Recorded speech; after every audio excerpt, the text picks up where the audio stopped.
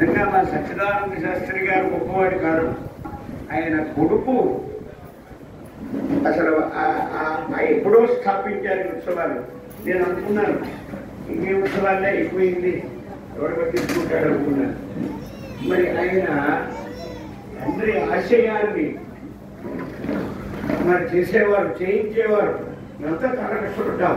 నాతోటి కొన్ని వందల సార్లు మా నారాయణ దాసు గారు, పల్లి సుబ్రహ్మణ్యం గారు, దీక్షిత్ దాసు గారు, వీళ్ళు ముగ్గురు ఆయన గురువులు కాదు.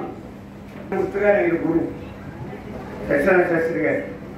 అయితే హరికథ భారతాన్ని ప్రజలందరికీ అందుబాటుగా అర్థమయ్యేటట్టు రాసినటువంటి మహానుభావుడు మా పల్లి సుబ్రహ్మణ్య శాస్త్రి గారు.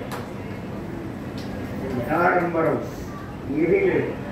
హరికథ ఇందాక బాగా చెప్పినట్టు హరికథే జీవనాధారం. ఎవరైనా పిలిస్తే వెళ్ళడం, అదే కవిత్వం రాసుకోవడం. అలాంటి మహానుభావుడు మా పలుకుంటుంది.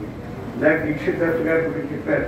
దీక్షిత్ దాసు గారు అంటే కవి కథకరత్న. ఆయన కవిత్వం చాలా జటిలంగా పోలేదు, అందరూ పాడలేరు, చాలా కొంచెం కష్టం. అలాంటి మా దీక్షిత్ దాసు గారు.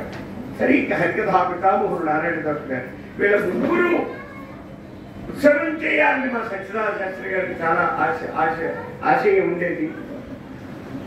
ఎప్పుడో 30 ఏళ్ల క్రితం గజ్వేల్లో చెప్పుకోవాలి వాళ్ళ పేర్లు. చంద్రబాబు శర్మ గారు, పల్లి సుబ్రహ్మణ్యం గారు ఉత్సవాలు చేశారు మొట్టమొదటి. ఆ తర్వాత ఇది ప్రారంభించి 22 సంవత్సరాలు. 2002లో మొట్టమొదట బృందావని గారి తెలుసులో అసలు నిజంగా ఏమిటి, ఆ జనం ఏమిటి, ఆ కథలు ఏమిటి.